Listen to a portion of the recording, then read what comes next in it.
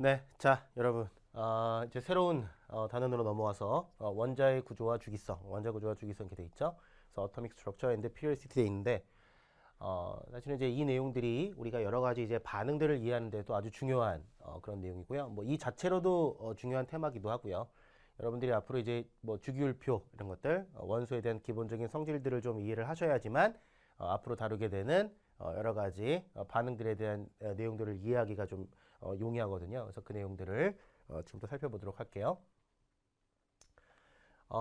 일단은 그 전자기 복사에 대해서 먼저 얘기를 하고 그 다음에 현대 원자 모형을 좀 얘기를 할 거예요. 자, 우리가 이제 앞에서 원자 모형에 대해서 얘기했었는데 이제 그런 것들이 이제 뭐냐면 고전적인 어떤 원자 모형이에요. 그래서 뭐 돌턴의 원자설부터 해서 이제 러더퍼드, 그다음에 뭐 톰슨, 그죠? 톰슨, 러더퍼드, 그리고 이제 뭐 밀리컨이 이제 전자에 대한 전하량을 찾고 뭐 이런 것들 있죠. 어쨌든 이제 원자에 대한 기본적인 구조들은 이제 돌턴부터 이제 여러 가지 화학 법칙을 설명하는 과정에서 제안이 되었던 돌턴의 원자설부터 이제 톰슨, 러더퍼드까지 해서 고전적인 어떠한 모형을 얘기하는 것이고요. 사실 이제 러더퍼드의 원자 모형이 이제 여러 가지 이유에 의해서 성립할 수 없음이 이제 발견이 되죠. 특히 이제 원자핵 주위를 전자가 도는데 원자핵과 전자는 서로 인력이 작용하기 때문에 구조적으로 성립할 수 없는 거예요. 어쨌든 우리가 이제 현대 원자 모형에 대한 얘기를 할 때는 기본적으로 여러 가지 파동성이라든지 확률적인 개념을 도입하게 되는데 그 파동에 대한 얘기들을 이제 출발하기에 앞서서 전자기 복사를 이제 얘기하는 거예요. 자, 전자기 복사라고 하는 것은 여러분들이 이제 가장 간단하게 생각하면 빛이다 이렇게 생각하시면 돼요. 그래서 전기장과 자기장이 공간으로 이제 이동하는데 공간을 이동할 때 이때 전기장과 자기장이 서로 직각으로 수직해서 오는 그러한 이제 파동을 얘기하는 거죠. 그래서 에너지가 공간을 이동하는 방법 중에 하나, 그건 이제 복사에 대한 얘기예요. 됐죠? 이제 복사에 대한 얘기고요. 태양광, 전자오븐의 파, X선, 난로의 열 이런 것들이 다 이제 전자기 복사에 해당한다 이런 얘기죠.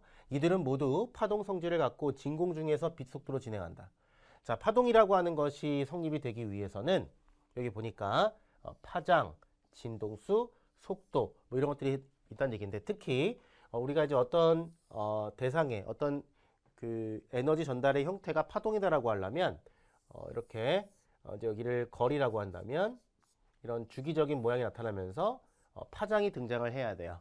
이거를 이제 우리가 파장 이렇게 부르는데 좀 이따가 우리가 다시 한번 얘기를 한번 해볼게요.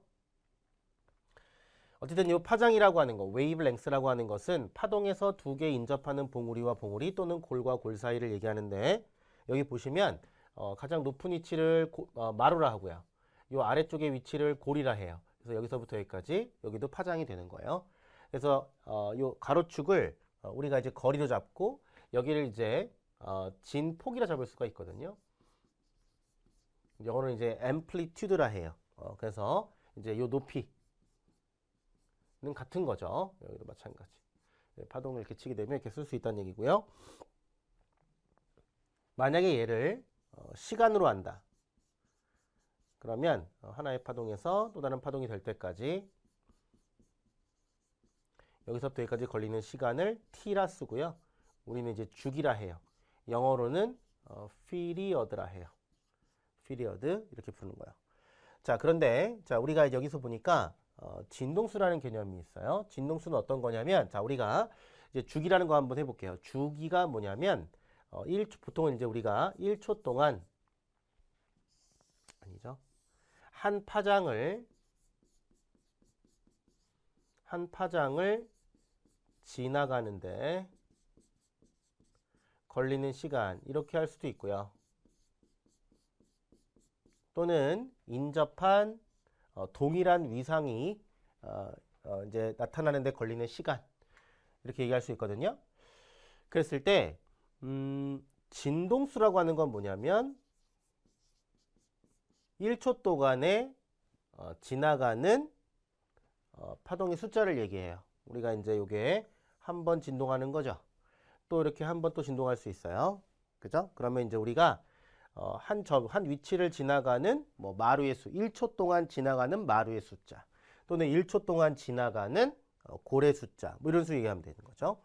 공간에 주어진 점을 1초 동안에 통과하는 파동의 숫자다. 그래서 얘는 보통 이게 우리가 초로 나타내요. 주기는 초로 나타내거든요. 그랬을 때 진동수는 뭐냐면 초분의 1 이런 단위가 돼요. 왜냐하면 만약에 한 번 진동하는데 2초가 걸린다. 그러면 1초 동안에는 2분의 1번을 하거든요. 자, 한번 해볼까? 만약에 주기가 2초예요. 그러면 프리퀀시라고 하는 진동수는 1초당은 2분의 1번에 있던 친 거죠. 그러니까 뭐냐면 1초에는 2분의 1번을 진동하니까 한 번 진동하는 2초 걸려 이런 뜻인 거예요. 그래서 주기와 진동수는 이런 관계가 있겠죠. 됐죠? 그래서 주기와 진동수는 이렇게 역수의 관계가 성립하게 돼요. 자, 그럼 여기 볼까요? 자, 모든 형태의 전자기 복사는 동일하게 빛의 속도로 진행한대요. 전자기 복사는 이제 일종의 빛이니까. 그랬을 때 우리가 보통 속력이라고 하는 거 있죠. 속력이라고 하는 것은 시간분의 거리인데, 자, 일반적인 파동은 이렇게 쓸 수 있어요. 이게 뭐냐면 파동의 속력이고요. 이게 파동의 속력이다.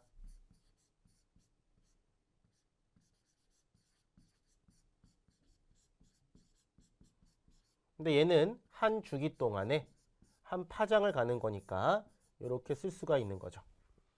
근데 이제 빛을 얘기할 때는 어떤 식으로 표현하냐면 빛의 속도는 c라고 써요. 그리고 자, 얘를 람다 곱하기 t분의 1인데 그죠? 이걸 바꾸면 이렇게 쓰잖아요. 그죠? 이건 빛의 속도예요. 빛의 속도. 자, 이때 이제 t분의 1이라는 건 뭘 쓰냐면 이렇게 f를 쓸 수 있죠. 프리퀀시로. 그런데 이제 빛을 표현할 때는 이렇게 이거를 누라 읽고요. 이게 진동수예요. 람다 누 이렇게 읽어요. 됐죠? 그래서 여기 보게 되면 파장은 람다. 그리고 이 누라는 건 진동수 이렇게 쓰고요. 진동수는 이제 초당 사이클 수라서 초분의 1인데 요 초분의 1을 우리는 헤르츠라 읽어요. 헤르츠.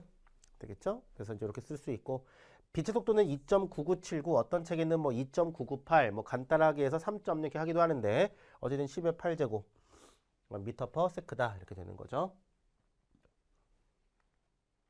자, 여기 보면은 여기 보니까 이제 1초 동안에 자, 여기는 거리로 줄였나 봐. x초가 거리인데 일단 이제 여기 람다 1은 요거래요.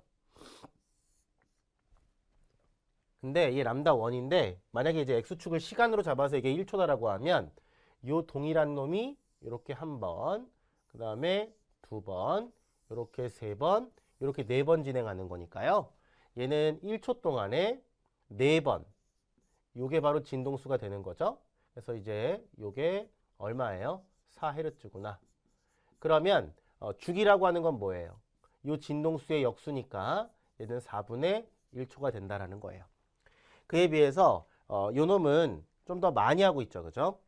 그래서 여기는 8번 하고 있으니까 이렇게 한 번, 두 번, 세 번, 네 번, 다섯 번, 여섯 번, 일곱 번, 여덟 번. 그래서 얘는 얼마냐면 8Hz.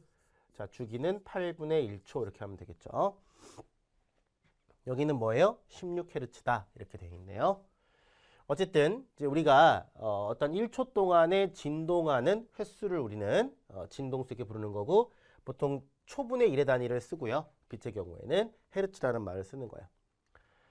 자, 이 전자기 복사라고 하는 건 제가 좀 전에 빛이라고 했는데 자, 에너지라고 하는 게 있어요. 빛 에너지.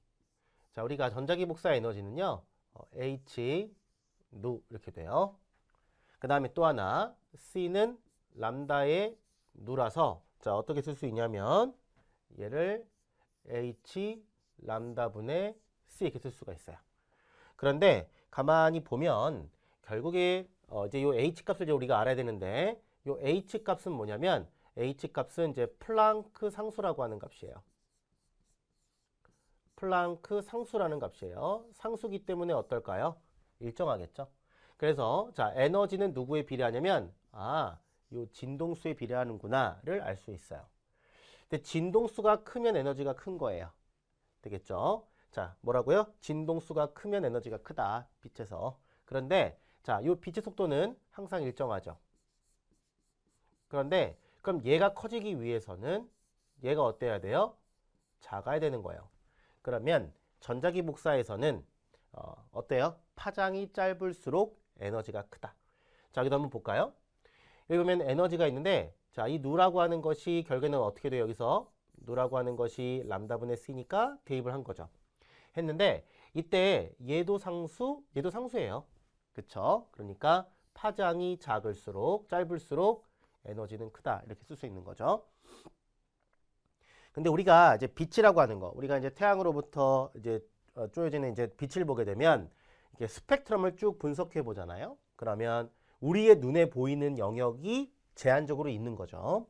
여러분들 아마 다 들어봤잖아요. 그죠? 라디오파라든지 뭐 마이크로파, 적외선, 가시광선, 자외선, X선, 감마선. 그죠? 이런 것들 다 들어봤을 텐데 내가 눈으로 확인할 수 있는 영역은 이 가시광선 영역밖에 없죠. 하지만 어쨌든 전체 빛은 이렇게 스펙트럼으로 해보게 되면 연속적인 어떠한 진동수 또는 연속적인 파장의 형태로 우리가 분석을 해볼 수가 있는데 이러한 스펙트럼을 뭐라 하냐면 연속 스펙트럼이라 불러요.